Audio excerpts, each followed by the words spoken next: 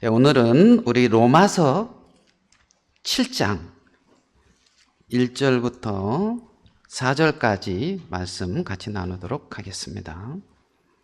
로마서 7장 1절에서 4절까지 율법과 그리스도와 신자라는 제목으로 하나님 앞에 은혜 나누는 시간 갖도록 하겠습니다. 형제들아, 내가 법하는 자들에게 말하노니 너희는 그 법이 사람이 살 동안만 그를 주관하는 줄 알지 못하느냐? 남편 있는 여인이 그 남편 생전에는 법으로 그에게 매인바 되나 만일 그 남편이 죽으면 남편의 법에서 벗어나느니라. 그러므로 만일 그 남편 생전에 다른 남자에게 가면 음녀라. 그러나 만일 남편이 죽으면 그 법에서 자유롭게 되나니 다른 남자에게 갈지라도 음녀가 되지 아니하느니라. 그러므로 내 형제들아, 너희도 그리스도의 몸으로 말미암아 율법에 대하여 죽임을 당하였으니 이는 다르니 곧 죽은 자 가운데서 살아나신 이에게 가서 우리가 하나님을 위하여 열매를 맺게 하려 함이라. 오늘 읽은 로마서 7장 1절에서 4절에는 세 사람이 등장합니다. 첫 남편, 또 그 첫 남편의 아내 된 한 여인, 그 다음에 그 여인의 새로운 두 번째 남편. 그래서 이제 세 사람이 등장을 합니다. 여기에 이 부부의 어떤 관계를 통해서 바울은 우리에게 율법과 그리스도에 대한 관계를 이제 설명해 주고 있습니다. 그 첫 남편은 여기서 이제 율법으로 말씀하고 있는데, 우리가 이제 이 첫 남편 율법과 이제 함께 하다가 이제 결혼을 했는데 이 여인이 이 남편과 헤어지려면 남편에게서부터 자유롭게 헤어진다기보다 자유롭게 되려면 이 바울은 말하기를 남편이 죽어야 된다는 겁니다. 그러면 남편이 살아있을 동안에는 아내로서 아내의 도리와 아내의 법과 어떤 아내의 의무를 다 행해야 되는 것입니다. 근데 이제 이 첫 남편에게서 벗어나고 싶은데 남편이 안 죽는 거예요. 그래가지고 이제 이 말씀의 내용에 보면 이 여인이 죽고 여인이 다시 삽니다. 그래서 여인이 죽음으로 이 여인은 옛 남편의 법에서 자유하게 되고 다시 살아서 새로운 이제 남편에게로 가고 그 새로운 남편으로 말미암는 열매를 맺는 이 부분을 이제 로마서 7장은 1절에서 4절에서 바울이 말씀을 하고 있습니다. 자, 1절에 이렇게 말합니다. 형제들아, 내가 법하는 자들에게 말하노니. 자, 누구에게 말을 하고 있냐면 법 아는 자들에게 말한다고 하고 있습니다. 법을 알고 있다는 것입니다. 율법을 알고 있고 율법에 대한 지식이 있다는 것입니다. 그러면 이 법 아는 자들은 누구겠습니까? 딱 떠올리기에 유대인으로 이렇게 떠올리잖아요. 우리 로마서 2장 17절의 말씀으로 한번 가보겠습니다. 그 법하는 자들의 모습을 한번 보겠습니다. 로마서 2장 17절.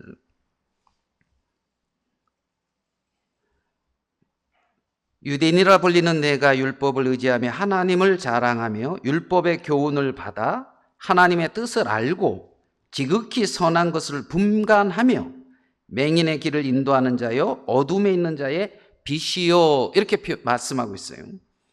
자, 율법을 의지하며 하나님을 자랑한다고 하고 있습니다. 율법의 교훈을 받아서 하나님의 뜻을 알고 지극히 선한 것을 분간한다는 것입니다. 그러니까 법하는 자들이 누구냐 하면 율법의 교훈을 받아 하나님의 뜻을 알고 지극히 선한 것을 분별하며 맹인을, 소경을 어떤 빛 가운데로 인도하는 자라고 말하고 있습니다. 그러니까 율법의 요구가 뭐냐 하면 선한 것이고, 이 율법은 하나님의 뜻이 무엇인지를 가리키고 있습니다. 그래서 이 율법을 알고 있는 이들은 율법의 교훈을 받아서 하나님의 뜻을 알고 있다고 말씀하고 있는 것이죠. 근데 이제 바울은 이 로마서의 말씀을 이렇게 진행하면서 뭐라 그러냐면, 너희가 가르치고 있는 너희가 온전히 율법을 못 지키고 있다, 이렇게 말하고 있어요. 그러니까 율법대로, 하나님의 말씀대로 온전히 행하지를 못한다는 것입니다. 그러면 율법으로는 사람들이 의를 이룰 수가 없고 하나님 앞에 설 수 없다, 이렇게 바울은 결론을 맺고 있는 것이죠. 그래서 율법의 행위로 하나님 앞에 설 수 있고 하나님이 요구하고 있는 의의 경지에 이를 수 있는 사람은 아무도 없다는 것을 확실하게 밝히고 있습니다. 그들을 이제 우리가 율법주의자다, 이렇게 부릅니다. 그러니까 율법주의자는 이제 누구를 말하고 있냐면, 율법을 통하여 하나님 앞에 나가는 자들, 이 성경에 여기에. 요거는 어떻게 보면 좁은 의미의 율법주의자입니다. 좁은 의미의. 그러니까 율법의 행위로 온전케 돼서 하나님 앞에 나가려고 하는 자들, 이걸 이제 율법주의자라 그러면, 좀 넓은 의미는 뭐냐면 자기의 행위를, 선한 행위를 가지고 하나님 앞에 서려고 하는 마음을 가진 사람들을 갖다가 율법주의자다, 이렇게 표현을 할 수가 있습니다. 그러니까 하나님 앞에 내가 서는데, 하나님 앞에 내가 나가는데, 나의 어떤 선한 행위나 나의 어떤 의로운 모습으로 하나님 앞에 서려고 한다, 그러면 율법 행위에, 어쩌면 율법주의자다 하는 그 범주 아래 속할 수밖에 없는 것입니다. 그러니까 내 행위, 내 의로운 행위. 그래서 이들은 어떠한 결론을 맺고 있느냐 하면, 그런 자기 행위를 추구하는 사람들은 성경의 다른 말로 하냐면 자기의 의를 세워가는 사람들이다, 이렇게 표현합니다. 자기의 의를 추구하여 나가는 사람들이다. 자기의 선한 행위를 추구하며 자기의 의를 추구하는 이들은 남들과 자기를 구별하고 남들을 판단하게 됩니다. 그래서 선한 의로운 율법적인 그러한 행위와 그 삶 속에 있는 사람들은 다른 사람과 자기를 구별하며 자기 보기에 선한 기준에 미치지 못하는 사람들을 판단하는 삶을 살게 되어집니다. 이들을 성경에는 율법에 속한 자다, 이렇게 말씀하고 있는 것을 봅니다. 결론적으로 율법 행위에 속한 자들은 하나님 앞에, 하나님이 원하시는 의의 경지에 이를 수도 없고 하나님 앞에 설 수 없다는 그런 하나님의 분명한 선언 앞에 사도 바울은 다른 선언을 하고 있습니다. 우리 그 부분은 로마서 3장 19절에서부터 우리가 잘 아는 말씀이지만 한번 봅시다. 로마서 3장 19절, 우리가 알거니함으로 율법이 말하는 바는 율법 아래 있는 자들에게 말하는 것이니 이는 모든 입을 막고 온 세상으로 하나님의 심판 아래 있게 하려 함이라. 율법 아래 있는 자들은 하나님의 심판 앞에 머물게 된다. 모든 입을 막고. 자, 그러면 이제 사도 바울은 21절에서 이제는 율법 외에 하나님의 한 의가 나타났으니 율법과 선지자들에게 증거를 받은 것이다. 율법 외에 하나님의 한 의를 제시하고 있습니다. 이 하나님의 한 의는 율법과 선지자들에게 증거받은 것으로 예수 그리스도를 믿음으로 모든 믿는 자에게 미치는 하나님의 의다, 이렇게 말씀을 합니다. 그러면 모든 사람이 죄인인데 이렇게 미쳐지는 하나님의 의로 말미암아, 그리스도의 속량으로 말미암아, 하나님의 은혜로 말미암아 그 기반을 통하여 그 터 위에서 사람들은 의롭다 함을 받게 되어집니다. 예수 그리스도의 보혈로 하나님과 화목되어진다는 것이죠. 자, 그러면 율법으로는 의롭게 될 수가 없고, 이제 율법 외에 선지자와 사도들을 통하여 증거된 하나님의 다른 한 의가 나타났고 그 의를 통해서 의롭게 되어지고 구원을 받으면, 대체 그러면 율법이라는 것은 무엇이냐, 무슨 역할을 하느냐, 이 질문을 하게 되어지는데, 로마서 5장 20절 좀 앞부분을 좀 이렇게 훑어봅시다. 로마서 5장 20절입니다. 우리 같이 한번 로마서 5장 20절 읽어보겠습니다. 시작.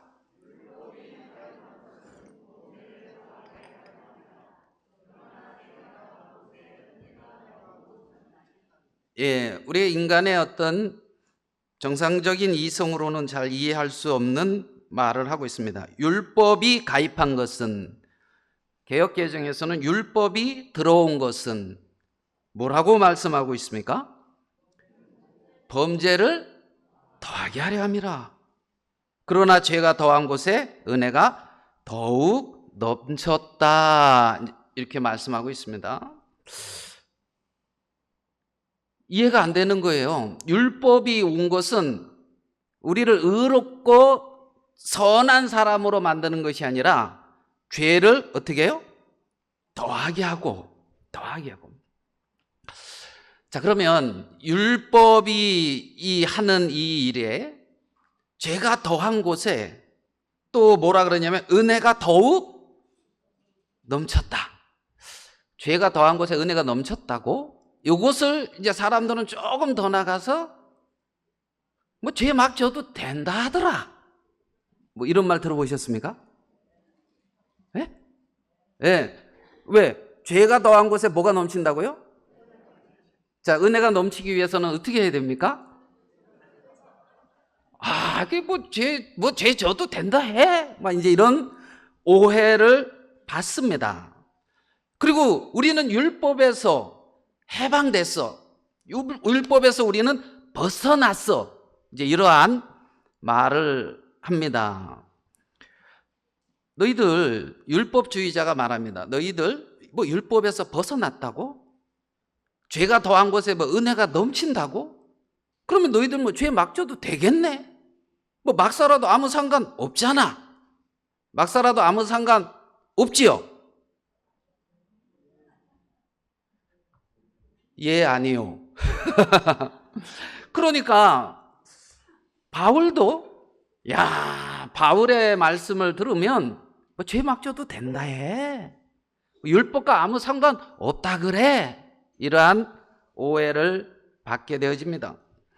그래서 이제 율법에 대한 이 부분에 대해서 다시 어떤 두 가지 유형이 나타나는데, 그 두 가지, 첫 번째는 뭐냐면 율법 폐기론이다, 무율법주의다, 이런 얘기 들어보셨죠?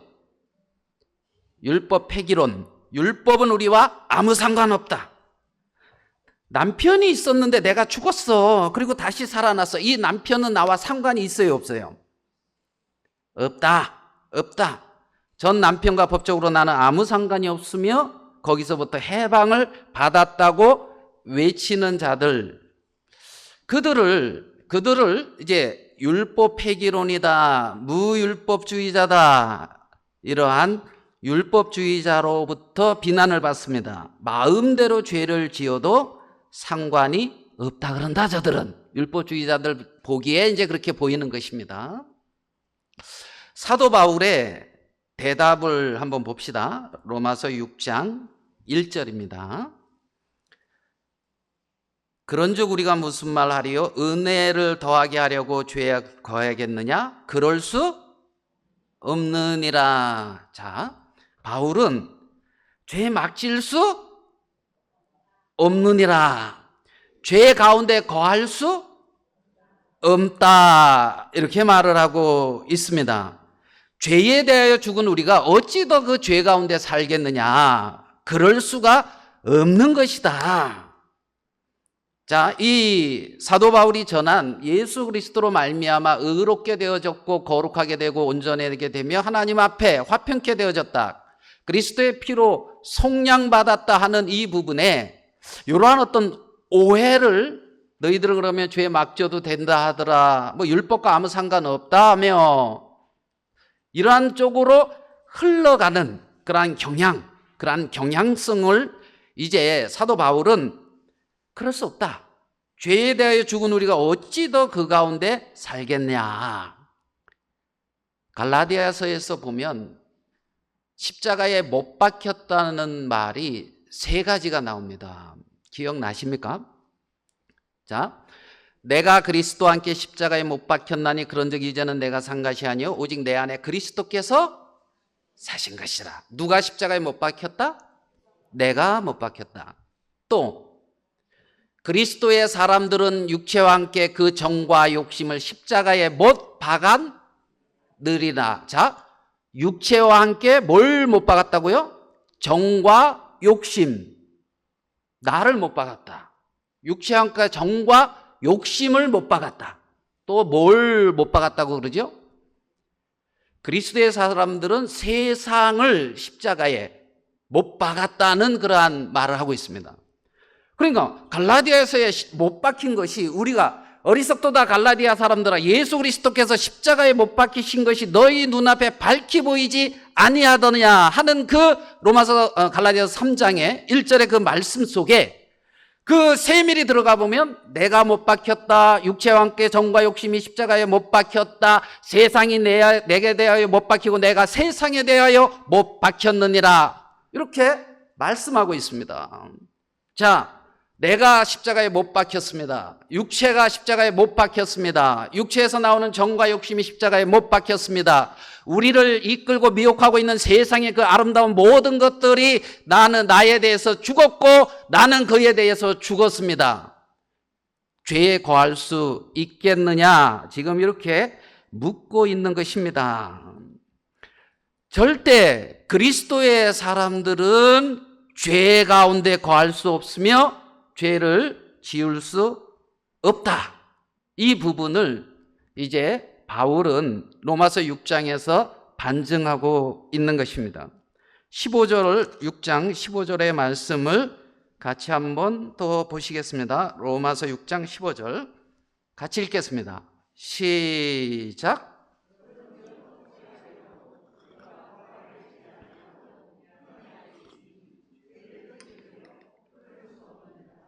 자, 우리가 어디 아래에 있다고 말씀하고 있습니까? 은혜 아래에 있다고 합니다. 법 아래에 있다고 말하고 있지 않습니다. 은혜 안에 있으니 죄를 지으리요? 그럴 수 없느니라. 그리스도의 은혜가, 하나님의 은혜가 나를 죄 가운데, 세상의 유혹 가운데, 욕심 가운데, 방탕 가운데 둘 수 없다. 이렇게 말씀하고 있는 것입니다. 자, 그러면 왜 율법주의자들에게로부터 너희들은 무율법주의다야, 율법 폐기론자들이야, 이런 어떤 비난을 받게 되어집니까? 무율법주의자들, 율법 폐기론자들은 방종으로 흘러갑니다.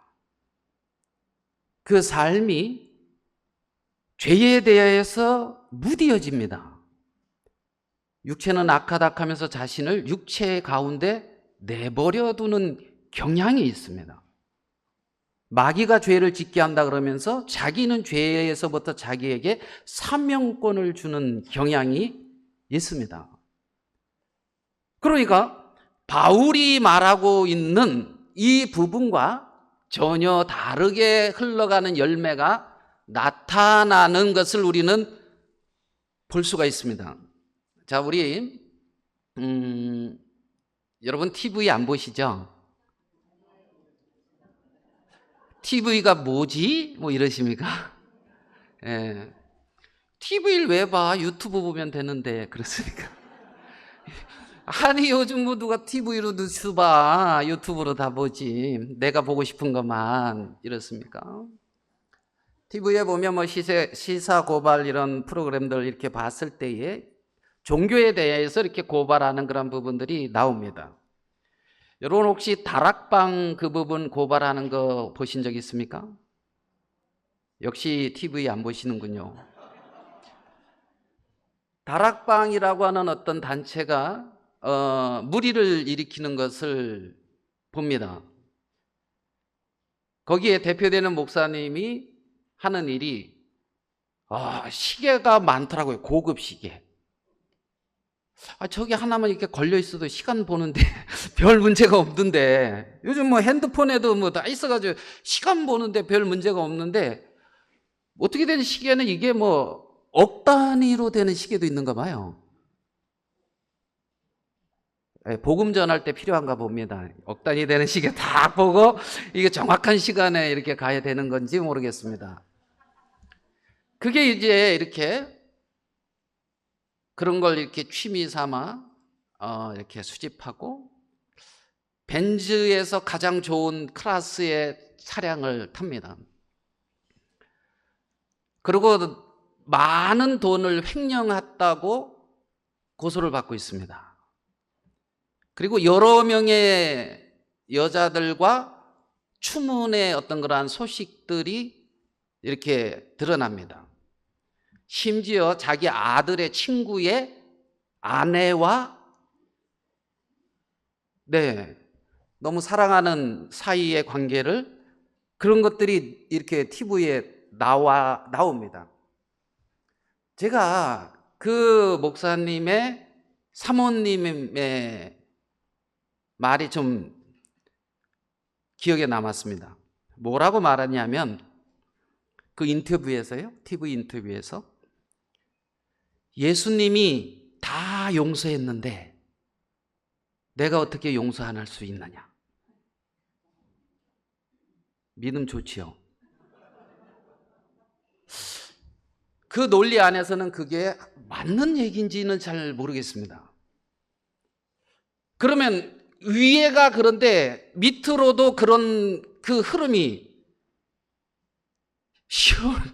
시온의 이슬이 헐몬의 이슬이 시온에까지 흐르듯 흘러야 된다고, 그게 흘렀나 봐요. 거기는 그런 게. 그래서 한두 개가 아니에요. 그래서 막 이렇게 이제 기자회견하고 했습니다. 이런 부류를 갖다가 율법 폐기론자들의 모양이라고 합니다. 자신들의 어떤 삶에 합당한 기준점이 없습니다. 죄에서 해방됐습니다. 나는 하나님의 자녀입니다. 어떠한 삶을 살아도 나는 의롭습니다. 여러분 동의가 됩니까? 다른 시사 고발 프로그램에서 나온 부분을 한번 또 봅시다. 기쁜 소식 선교회라고 하는 데가 있습니다. 거기서 또별이라고 추정 6서편에 나왔습니다. 혹시 보셨습니까? 그 단체에서는 그 또별을 갖다가 에이즈 치료자라 그러고 또 암을 고친다고 했습니다. 나중에 드러나기로는 전혀 사실이 아니었습니다. 자, 그러면 이거는 사기입니까? 아닙니까? 내가 그런 부분에 조금이라도 연루가 됐다면 근신해야 됩니까? 안 됩니까? 그걸로 인하여 누군가에게 피해를 줬으면 가서 화목해야 됩니까? 사죄를 구해야 됩니까? 안 됩니까? 교회 안에서 되어진 것들이 법적으로 세상 법정에 서서 의롭다 이렇게 판결을 받음으로 해결해야 되는 것입니까? 또 뭐 얼마 전에는 거기에 합창단이 있었습니다. 합창단에서 어떤 여학생이 그들의 돌봄을 받다가 생을 마감하는 일이 있었습니다. 자, 그러면 교회 안에서 생명을 살려야 될 그곳에서 생명이 죽었으면 하나님 앞에 마음을 낮춰야지 우리는 의롭다 이렇게 나오면 됩니까? 의롭습니까? 회개에 마음을 찢어야 합니까?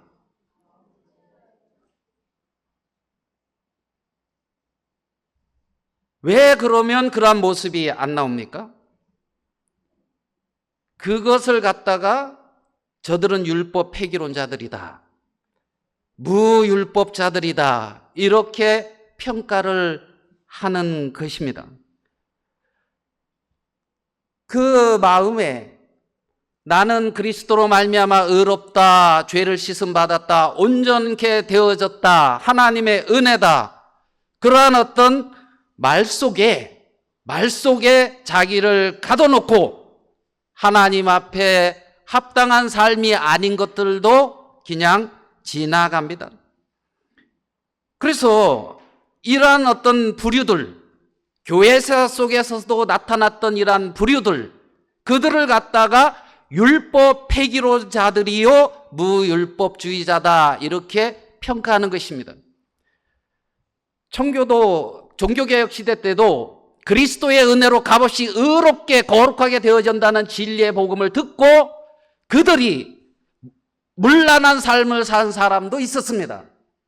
육체는 약해, 이럴 수밖에 없어, 이건 나와 상관이 없어, 나는 그리스도로 말미암아 죄를 사함 받은 사람이 하면서 그 삶의 열매는 결코 그리스도로 말미암는 열매가 아닌 열매가 나타나는데도 문제가 안 되었던 그러한 일단의 무리들도 존재했었다는 사실입니다. 그들을 갖다가 무엇라고 말을 하고 있냐면 율법 폐기론자들이다, 무율법자들이다 이렇게 말하고 있는 것입니다. 두 번째 유형이 나타납니다. 그들은 갈라디아주의라고도 합니다. 갈라디아주의는 예수님의 은혜로 의롭게 우리가 하나님 앞에 나갈 수 있는 길이 열려졌다는 것입니다. 그렇지만은 우리가 어떻게 선한 행위와 정말 하나님 앞에 합당한 행위를 하지 않았는데 천국에 갈 수 있느냐, 그러면서 다시 인간의 행위, 갈라디아 교회에 할례를 행해야 된다, 절기를 지켜야 된다, 너희들은 율법을 행해야 된다고 요구하는 것처럼, 구원이 그렇게 쉬운 것이 아니다 요구하는 것처럼 구원의 방편을 우리 주 예수 그리스도 말고 인간의 행위를 첨가시키는, 그리스도의 은혜를, 그리스도를 들었지만, 복음을 들었지만 거기에 더 다른 인간의 무엇인가를 첨가하는 그러한 가르침을 갖다가 갈라디아주의라 이렇게 말하고 있습니다. 구원에 있어서 그리스도의 은혜 외에 인간의 더 행위가 필요한 것은 아닙니다. 이들은 분명한 확신을 갖지 못하죠. 너희들이 예수 믿는다며 말씀대로 살아야지, 선한 행위를 해야지, 의로운 행위를 해야지, 의로운 모습이 나타나야지 요구하게 됩니다. 대표적인 집단의 하나가 안식교입니다. 여러분 안식교 들어보셨습니까? 안식일을 지켜야 된다고 하는 안식교의 교리 중에 하나가 조사심판이라고 하는 것이 있습니다. 조사심판. 심판 하면 조금 그렇죠. 조사심판이 뭐냐면 예수님을 믿었다, 하나님을 믿었다, 그래? 그러면 이제부터 네가 어떠한 삶을 살았는지 조사하겠다는 겁니다. 하나님이. 그래서 하나님의 말씀대로 의롭고 합당한 삶을 사는 게 잘못 산 삶보다 훨씬 더 하나님 보시기에 이렇게 인정되어지면 그가 천국 간다는 것입니다. 근데 그 심판을 누가? 하나님이 하니까 인간은 알아요, 몰라요? 몰라요. 그러니까 내가 하나님 앞에 쓸 때까지 내가 천국 갈 수 있는지 못 가는지 모르는 것입니다. 그게 이제 인간의 행위를 첨가하는 것입니다. 첨가하는. 안식교의 교리 중에 그러한 조사심판이라고 하는 그러한 교리가 있는 것입니다. 그래서 인간의 행위를 요구하고 그리스도의 공로 외에 그것은 우리가 잘못된 것이다 쉽게 분별할 줄 알리라 생각됩니다. 성경은 오직 은혜, 오직 믿음, 오직 그리스도, 그 진리 안에서 우리가 하나님의 앞에 나갈 수 있다고 분명하게 증거하고 있습니다. 자, 그러면 본문에 우리 로마서 7장 부분을 조금 더 살펴봅시다. 4절입니다. 4절에 보면 그러므로 내 형제들아 너희도 그리스도의 몸으로 말미암아 율법에 대하여 죽임을 당하였으니. 자, 그러므로 내 누구더라? 형제들아. 자, 보십시다. 7장 1절에는 형제들아 법하는 자들에게 내가 말하노니, 그러면서 여인에 대한 그 여인이 어떻게 해서 자유하게 되어지는 데 대한 그 부분을 설명을 하면서 그러므로 형제들아 너희가 그리스도의 몸으로 말미암아 율법에 대하여 죽임을 당하였으니 이는 다른 이 곧 죽은 자 가운데서 살아나신 이에게 가서 우리가 하나님을 위하여 열매를 맺게 하려 함이라. 이렇게 바울은 말을 하고 있습니다. 이 형제들이 가지고 있는 이 부분은 자, 죽임을 당하였으니 그 다음에 나오는 말씀이 살아나시니, 그러니까 죽었다가 어떻게 됐습니까? 살아났죠. 그러니까 이 형제들이 가진 생명은 뭐냐면 죽었다가 살아난 부활의 생명입니다. 그 부활의 생명을 가진 자들이, 그 부활의 생명을 가진 자, 그러면 이 부활의 생명을 가진 자가 어떻게 하나님과 열매를 맺느냐, 이 부분을 설명을 할 때에 너는 다른 죽은 자 가운데 살아나신 이 예수 그리스도에게로 가서 그리스도로 말미암아 이제 하나님을 위하여 열매를 맺게 된다. 자, 그러면 어디로 간다고요? 그리스도에게로 간다는 겁니다. 어디로 간다고요? 예, 그리스도에게로. 여러분 잘 아실 겁니다. 창세기 2장 24절에는 이러므로 남자가 부모를 떠나 그의 아내와 합하여 둘이 뭐가 된다? 네, 부모를 떠나 남자가 이제 여자와 한 몸이 되는 이제 이 부분을 연합의 어떤 그 원리를 통해서 말해주고 있습니다. 자, 그러면 그 남자와 여자 부부는 한 몸, 둘입니까? 하나입니까? 하나라는 게 좋아요, 안 좋아요? 별로 안 좋습니까? 좋아요? 아멘.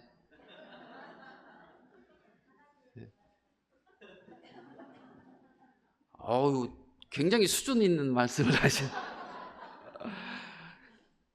우리 딸이 아빠 핸드폰 번호 뭐로 할까? 우리 딸이 지금 와 있거든요.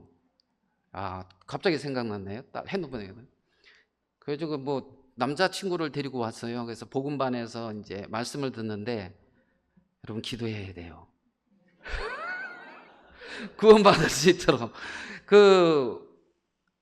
한희성 목사님 그 불편한 다리, 그것도 온전케 해달라고 기도도 해야 되고, 지금 복음반에서 말씀 듣는 사람들이 하나님의 은혜를 볼 수 있도록 기도해야 됩니다. 핸드폰 번호 뭐로 하냐고 묻길래 둘둘 하나 이걸로 해라 그래서 그게 뭔데요? 그래서 둘이 하나. 그게 얼마예요? 둘이 하나, 둘둘 하나.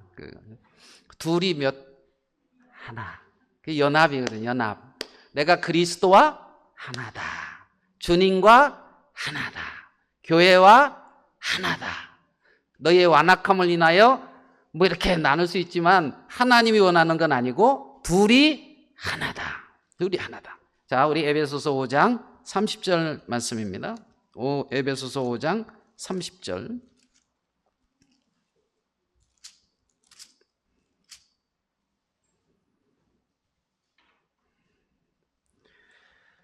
우리는 그 몸에 뭐라고 되어 있습니까?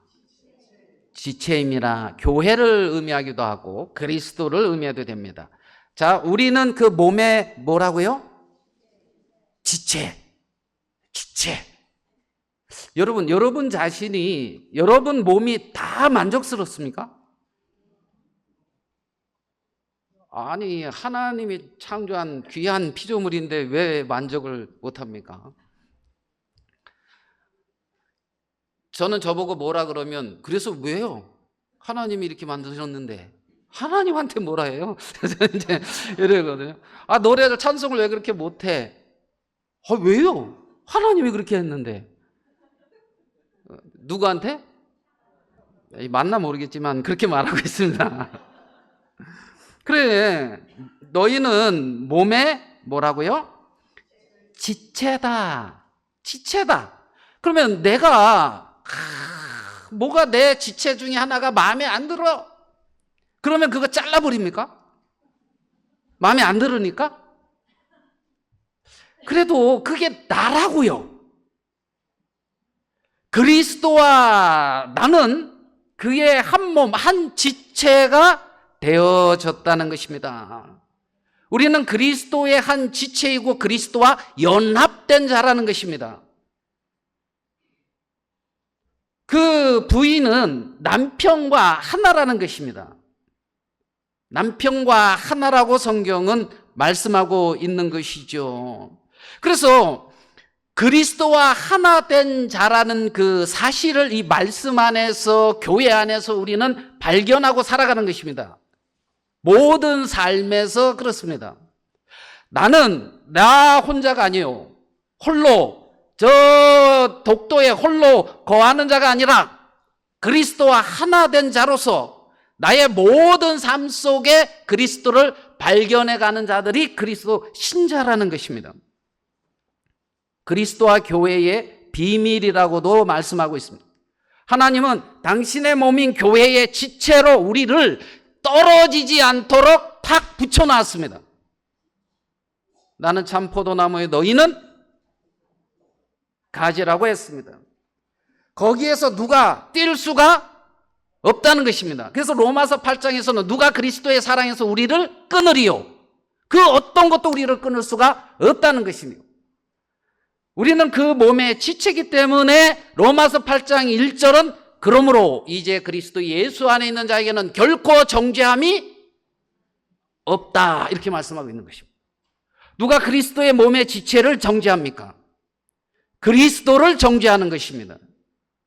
그리스도의 지체인데, 안 그렇습니까? 그래서 여기서 우리는 그 몸의 지체다.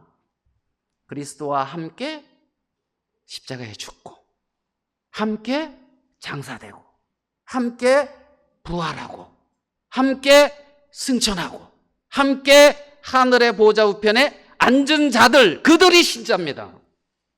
그들이 여러분이라는 것입니다. 여러분의 실제는 그리스도와 함께 하나님 보좌 우편에 앉아있는 자들이라는 거예요. 그를 누가 정죄하겠느냐는 것입니다. 우리는 그 실제를 바라보고 현실에 살아가는 자들이라는 것입니다. 그리스도와 연합된 자, 그 몸의 지체, 그와 하나 된 자, 나의 실제는 하나님의 보좌 우편에서 발견하는 자, 그들이 신자라는 것입니다. 그들이 그리스도인이라는 것이에요. 그래서 그들이 그리스도와 하나 된, 그리스도로 말미암아 하나님과 하나님의 열매를 맺는 자가 된 자라는 것입니다. 죽었다가 살아나신 자에게로 가서 하나님을 위하여 열매를 맺는 것이죠. 우리는 내가 인정하든 인정하지 않든 그렇게 영광스러운 그리스도의 몸의 한 지체로 부름을 받았고, 한 지체로 속해졌으며, 그 안에서, 그 생명 안에서, 그 부활의 생명 안에서 살아가는 우리라는 것이에요. 우리라는 것이에요. 아파트 청약받은 것으로 기뻐하고, 자녀들이 좋은 직장에 취직한 것으로 자랑하고 좋은 대학교 간 것으로 인하여 정말 좋게 결혼한 것으로 인하여 기뻐하고 감사하고 만족하는 자가 아니라 하나님 보좌 우편에 앉아있는 내 영원한 생명을 보고 만족하는 자들이 신자라는 것입니다. 그들은 영원한 그 생명, 다시 오실 그 주님, 그를 바라면서 이 땅을 나그네의 길을 가고 있는 것입니다. 가고 있는 것입니다.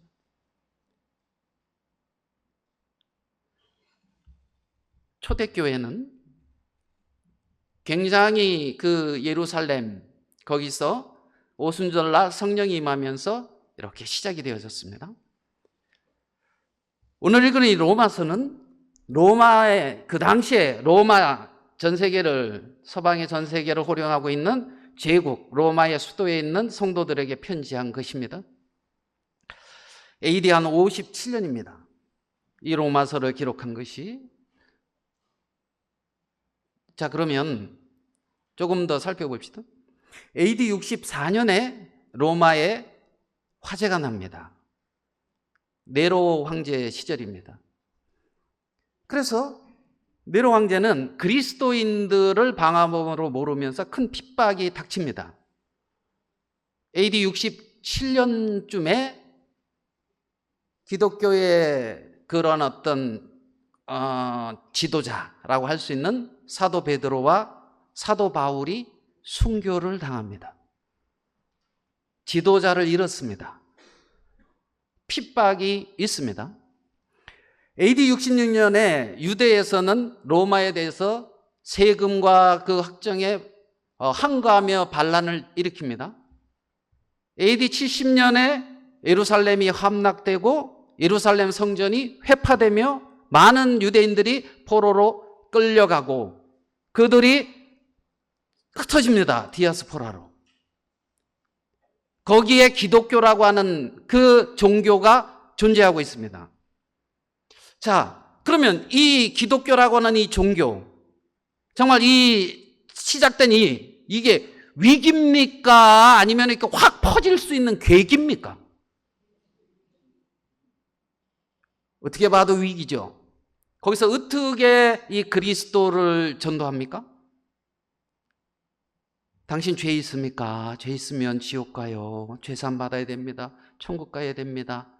이게 그들에게 설득이 될까요?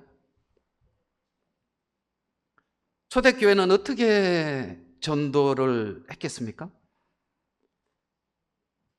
큰 핍박이 계속 있습니다. AD 155년에 서머나 교회의 감독이었던 폴리갑스는 누구의 밀고로 인하여 이제 총독 앞에 섭니다. 총독이 묻습니다.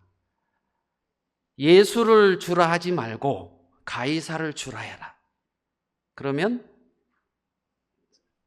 내보내주겠다. 폴리갑은 말합니다.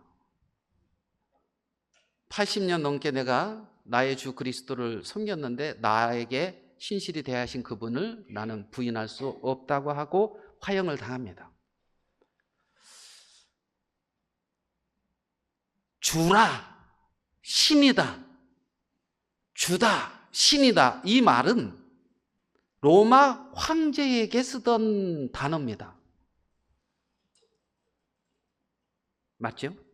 로마 황제한테 주, 신 이렇게 단어를 썼습니다. 그런데 신자들은 로마 황제한테 써야 될 그 단어를 우리 주 예수 그리스도에게 거침없이 쓰고 있습니다. 쉬운 일일까요?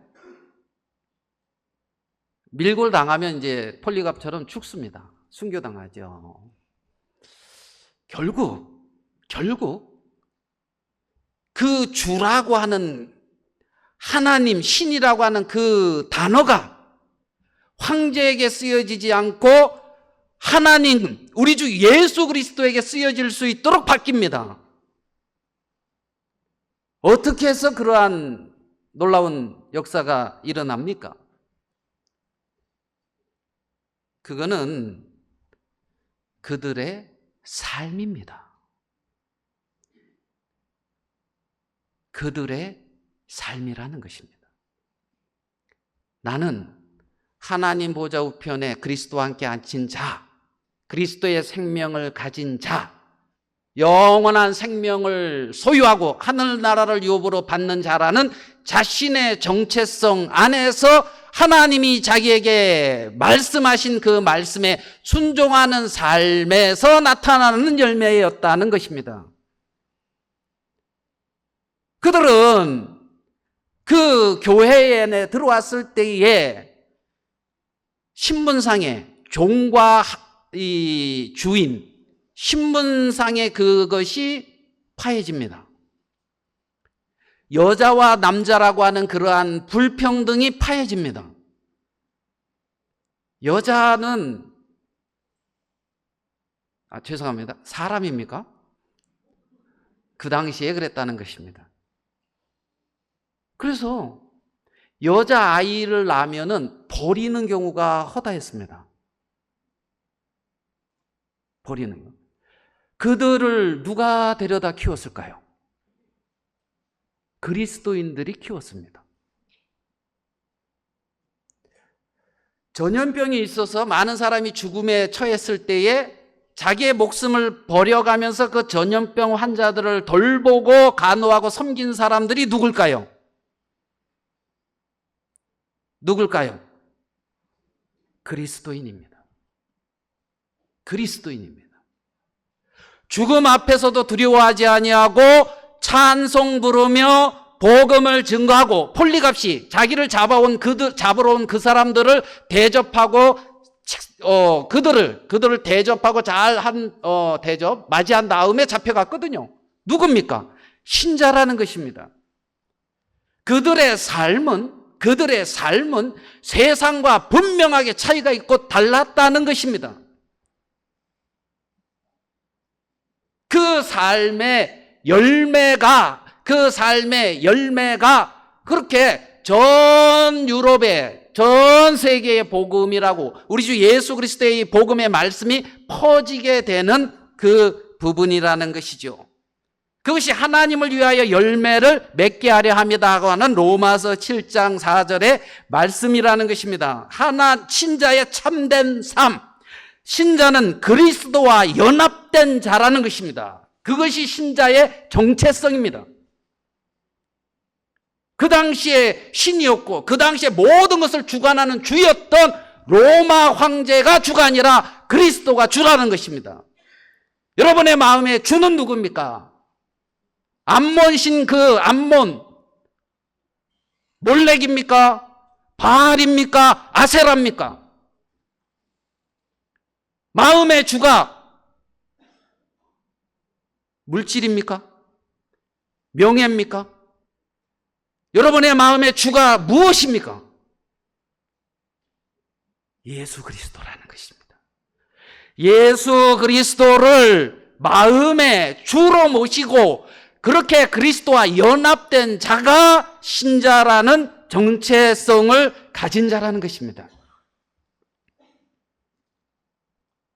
그렇기 때문에 그리스도 예수 안에 있는 자는 결코 정죄가 없습니다. 지체로서의 그리스도로 말미암는 삶의 열매가 나타날 수밖에 없습니다. 그리스도의 지체라는 것입니다. 포도나무 가지라는 것입니다. 포도나무 가지는 포도 열매를 맺는 게 지극히 정상이라는 것입니다. 자, 그러면 신자로서 올바른 삶을 살고 있는지 그것을 확인하는 용도를 갖다가 율법의 제3용도다 이렇게 표현을 하고 있습니다. 율법은 선하고 의롭고 거룩합니다. 로마서 7장 12절입니다. 이로보건대 율법은 거룩하고 계명도 거룩하고 의로우며 선하다. 선하신 하나님께로부터 나온 것입니다. 율법의 요약입니다. 하나님을 사랑하고 이웃을 사랑하라. 선합니까? 선하지 않습니까? 선한 계명입니다. 그러면 하나님이 주신 이 선한 계명은 신자가 어떠한 삶을 살아야 하는지 삶의 잣대라는 것입니다. 척도라는 것입니다. 그리스도인이 어떤 방향으로 나가야 되며 어떠한 삶을 사는지 가르쳐주고 있는 것이 이 선한 율법이라는 것입니다. 선한 율법이라는 것입니다. 사람들이 율법은 죄를 깨닫게 한 거야. 율법은 범죄를 더하게 하려고 그리스도에게로 나를 인도하게 하는 그 역할을 하는 거야 하고 율법과 선을 맺습니다. 율법의 그것은 한 역할입니다. 그렇지만 율법의 원리는, 율법이 말하고 있는 것은 그리스도의 삶이 어떠해야 되는지를 지시하고 있다는 것입니다. 그리스도인들이 어떠한 삶의 방향을, 삶의 방향성과 그들이 어떻게 살아야 되는지를 가리키고 있는 것이 율법의 다른 역할이라는 것입니다. 모세의 십계명은 누구에게 주어졌습니까? 하나님을 모르는 이방 백성들에게 주어졌습니까? 애굽에서 나와 출애굽하고 홍해를 건넌 그 하나님의 백성들에게 주어졌습니까? 율법이, 십계명이 누구에게 주어졌습니까? 여러분, 저 이방인에게 주어졌습니까? 하나님의 택한 약속된 백성에게 주어졌습니까? 율법이? 하나님의 백성에게 주어진 율법을 왜 나 몰라라 합니까? 신명기 4장 5절입니다.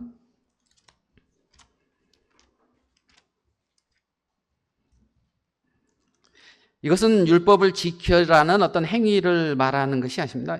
신명기 4장 5절. 내가 나의 하나님 여호와께서 명령하신 대로 규례와 법도를 너희에게 가르쳤나니 이는 너희가 들어가서 기업으로 차지할 땅에서 그대로 행하게 하려 함인즉 너희는 지켜 행하라. 이것이 여러 민족 앞에서 너희의 지혜요 너희의 지식이라. 그들이 이 모든 규례를 듣고 이르기를 이 큰 나라 사람은 과연 지혜와 지식이 있는 백성이로다 하리라. 하나님의 백성들의 삶의 원리로 주어진 것이라는 것입니다. 하나님의 백성들의 삶의 원리로 과연 이들은 지식 있는 백성이다, 지혜 있는 백성이다는 말을 들을 수 있는 삶의 원리로 주어진 것을 가지고, 삶의 원리가 아니라 그것을 가지고, 그 행위를 가지고 하나님 앞에 나가서 구원의 조건으로 삼으려고 하는 것은 문제입니다. 우리의 구원의 방편은 오직 예수 그리스도 한 분이시기 때문에 그렇습니다. 예레미야 31장 31절입니다. 잘 아시는 말씀 같이 찾아보도록 하겠습니다. 예레미야서 31장 31절. 여호와의 말씀이니라. 보라 날이 이르니 내가 이스라엘 집과 유다 집에 새 언약을 맺으리라. 이 언약은 내가 그들의 조상들의 손을 잡고 애굽 땅에서 인도하여 내던 날에 맺은 것과 같지 아니할 것은 내가 그들의 남편이 되었어도 그들이 내 언약을 깨뜨렸음이라. 여호와의 말씀이니라. 그러나 33절입니다. 같이 읽겠습니다. 시작. 그러나 그날 후에 내가 이스라엘 집과 맺을 언약은 이러하니 곧 내가 나의 법을 그들의 속에 두며 그들의 마음에 기록하여 나는 그들의 하나님이 되고 그들의 백성이 될 것이라. 여호와의 말씀이니라. 제 성경은 개역 개정입니다. 여기 보니까 내가 나의 법을 그들의 어디에 둔다고요? 속에. 그들의 어디에 기록한다고요? 마음에. 돌판에 기록되어 있던 하나님의 법을 신자들의 마음에 기록하겠다는 것입니다. 선한 양심입니다. 새롭게 된 양심입니다. 그 법을 마음에 기록하겠다는 것입니다. 마음에. 그래서 마음에 기록해서 너희가 법 아래 있지 않고 은혜 아래 있습니다. 은혜라는 성령의 능력으로 마음에 기록된 것이 여러분의 삶으로, 외형으로 자연스럽게 나타나서 하나님으로 말미암는 열매를 맺게 하는 그러한 삶을 살게 한다는 것입니다. 여러분의 마음에 뭐가 기록되었다고요? 내 법이, 하나님의 법이 기록되었다는 것입니다. 내가 너희 죄와 너희 불법을 다시 기억지 아니하리라. 그리스도의 속량의 터 위에, 우리의 그리스도와 연합됐고 화목된 그 위에 우리들의 마음속에 하나님의 법을 하나님은 기록했다고 말씀하고 있습니다. 여러분 마음속에 하나님의 법을 하나님은 성령으로 말미암아 기록했는데 아무런 상관없이 살아가서는 아니 되는 것입니다. 에스겔서 36장 26절입니다. 에스겔서 36장 26절. 26절 같이 한번 읽어보겠습니다. 시작.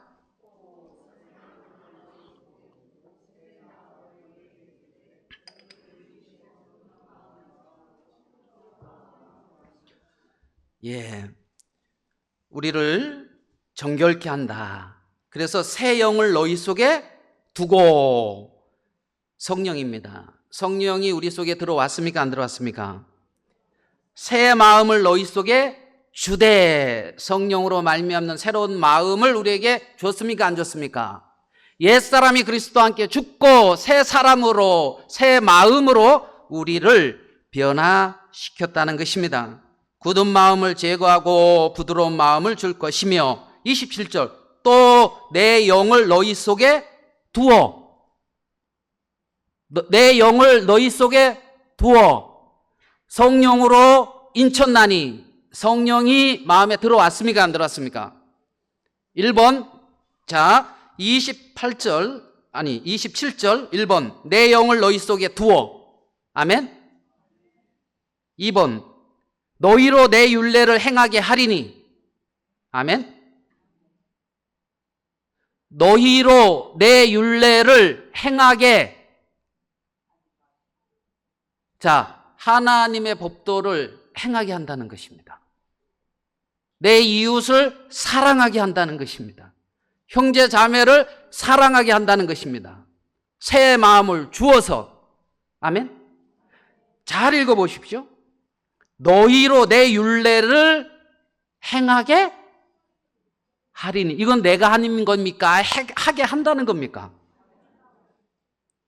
하게 한다는 것이죠.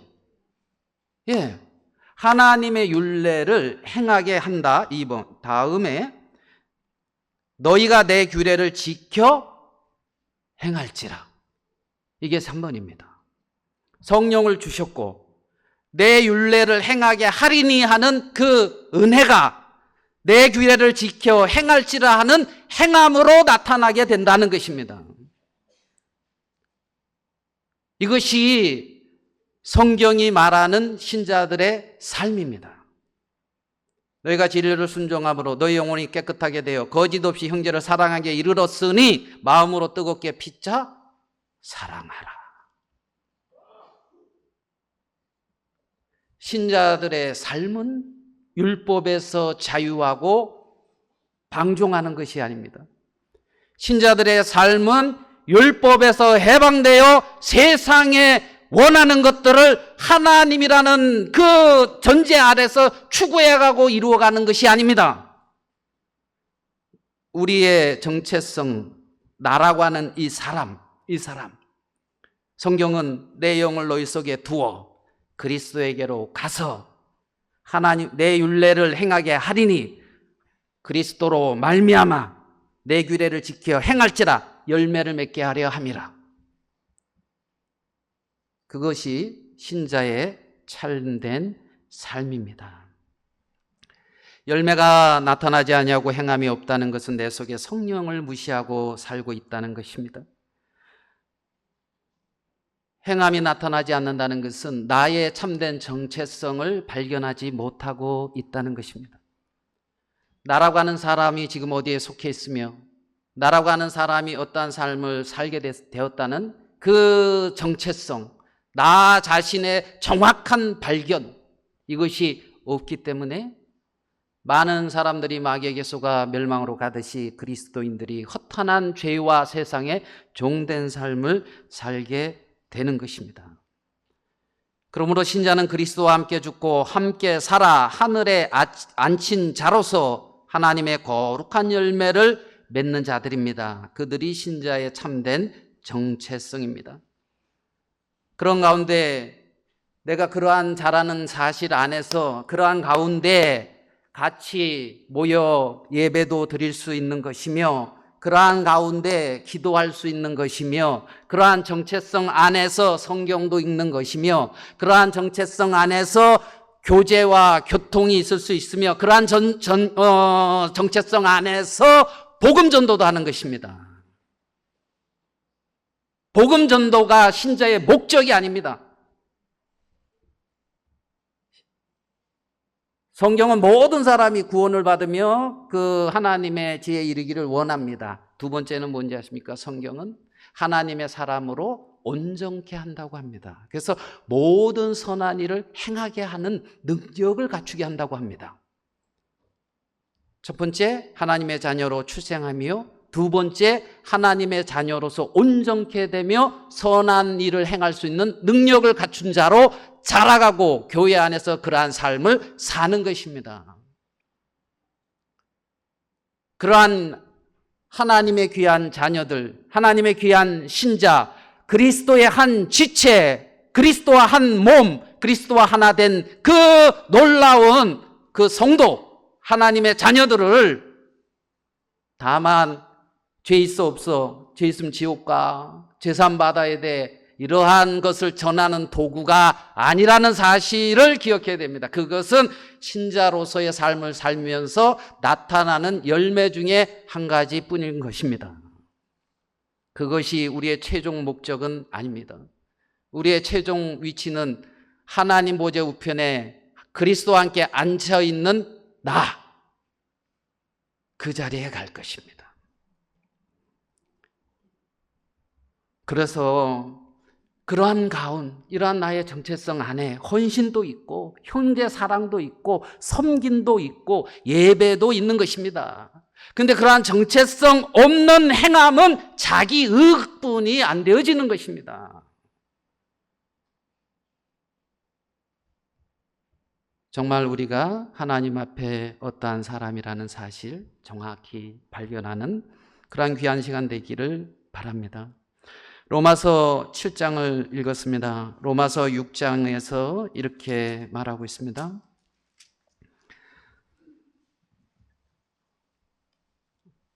로마서 6장 20절, 열매에 초점을 두고 읽어보겠습니다. 너희가 죄의 종이 되었을 때에는 의에 대하여 자유하였느니라. 너희가 그때에 무슨 열매를 얻었느냐?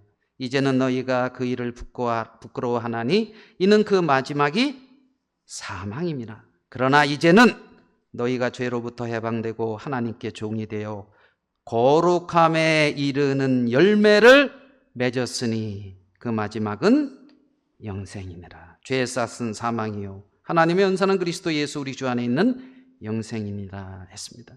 거룩함의 열매를 맺는 자들, 그 마지막이 영생이라는 것입니다. 신자는 이렇게 사망에서 생명으로 옮겨진 자로서 거룩함에 이르는 열매를 맺는 자임을 기억하셔야 될 것입니다.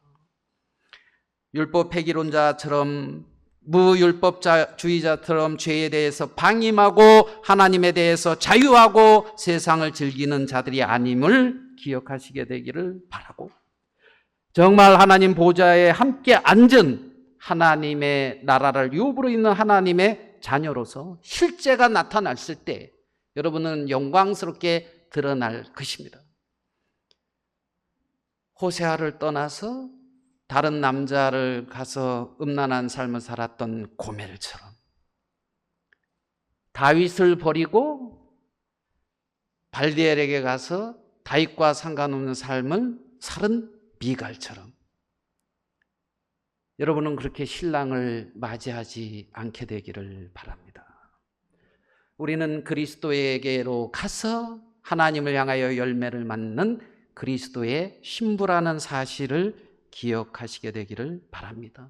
다른 이고 죽은 자 가운데서 살아나신 이에게 가서 하나님을 위해서 열매 맺는 자, 참 나는 누구인지, 나는 나의 참 남편은 누구인지 정확히 발견하고 올바른 하나님의 말씀 안에 나의 정체성을 정확히 인식하여 음부가 아닌, 음란한 여인이 아닌 정결한 신부로서 남은 삶을 살다가 다시 오신 주님을 만날 때, 초대교회의 형제자매들은 그러한 삶을 살면서 하나님으로 말미암아 열매를 맺었고, 그렇게 복음이 전파되어 갔던 것입니다.